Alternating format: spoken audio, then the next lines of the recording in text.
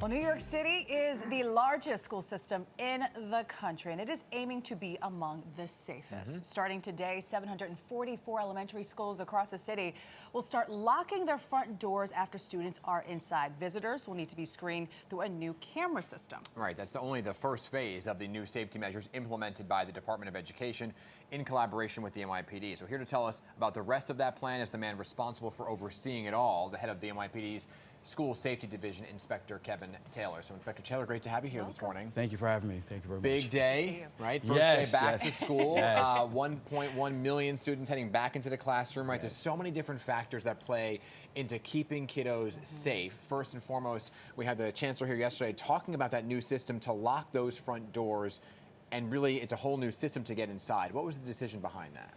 I love the part that the chancellor made that decision. It's a very hard decision to make, to lock those doors. So many years we haven't. Times have changed. Locking that doors saves lives. Second, saves lives. At the end of the day, our security officers, our school safety agents, our police officers will be behind that scene, looking at those cameras, giving us time to respond to anything that could possibly happen. But at the end of the day, it's not keeping the parents out. That's not what we're looking to do. We're definitely not keeping parents out. It's a welcome door, just to make sure at the end of the day we keep everyone safe. Right. Absolutely. So, Inspector Taylor, there are about, what, 250 schools located in these hot zones that you guys will be keeping a close eye on. Where are these areas, and will there be an increased police presence there? Yes. We have our youth response team, which is a mix of police officers and agents at the same time going out to these locations. And that's to keep the young people going to and from school, keep them moving. If there's any spots inside the parks, things of that nature, they will address that. Anytime they want to hang out at the local bodega, police, pizza places, things of that nature, just keep our kids safe and all, go to and from. That's our job, to make sure that we keep the kids. Is that to limit what we saw kind of play out last year, right? Some of these incidents with shootings and stabbings were taking place outside of schools, but involving school students. Yes. We want to make sure our school system, our schools are safe, 100%, and that's what we put out there. In regards to going to school, that's the other part of phase two, and to make sure that our kids to and from are safe going those corridors. So you have this new school safety command center, right, up and running? Yes, we're very excited about that. So when you talk about those cameras outside the school and monitoring them, is it real time back to the command center? Yes, that's going to be up and running by November. Okay. That we expect to roll that out as well. And by all means, it's going to be one of the state of the art. At the end of the day, it's one of the things that you look at.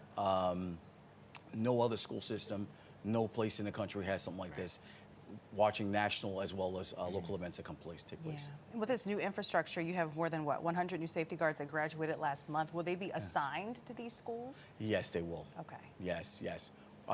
We're looking to always recruiting, putting in more people on that side. And we are actually looking to another event that we put something together with the police department. DOE is being our partner, a great partner.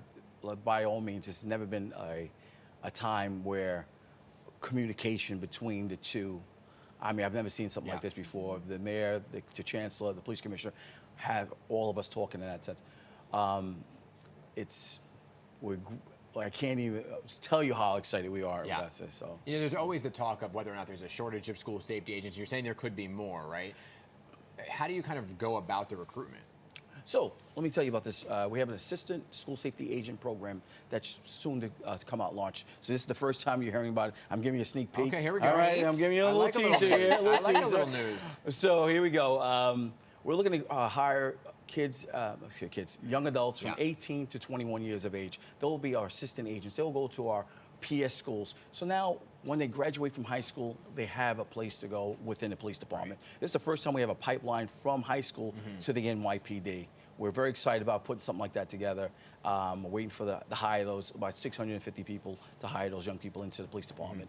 They'll go through the same training, go to our academy, things of that nature, be well equipped, and real excited. 18 years old, come out, and you have a job to hire with the police department. Wow, a big year. Yeah. Big year for you huge. This is going to be great. Yeah. But let's talk about this hotline. Break this down for us. Okay.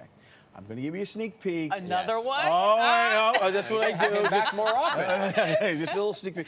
I'm not going to go into so much detail because obviously we're going to be a formal announcement in regards to that. Okay. It will be anonymous. We'll have agents and everyone else answering those calls. But I can tell you right now, it's new tech adding to the police department. Yeah. It's exciting. It's going to be exciting times. I will say this. The chancellor was here yesterday, and he did tell us a little bit about the hotline, talking about how it's a real, well, anonymous, it's important for students to be able to feel they have a safe place to report an incident about one of their peers. Yes. Because that's, but without necessarily getting labeled as a snitch, you can do so anonymously. Yes, fully anonymous. I mean, it's literally can go from a 360 degree, and that's all I'll give you. That's what I'm going to give you, 360 degree. I appreciate that. Yes. I want to talk about, to go back to the doors for a second, right, and the locking of the doors, training of the school safety agents. If there is some kind of emergency, whether it be in the school, outside the school, how do things and policies change with the new systems in place? So, nothing is in the sense of when you say change, we're clearly identifying who's at the door before letting them in.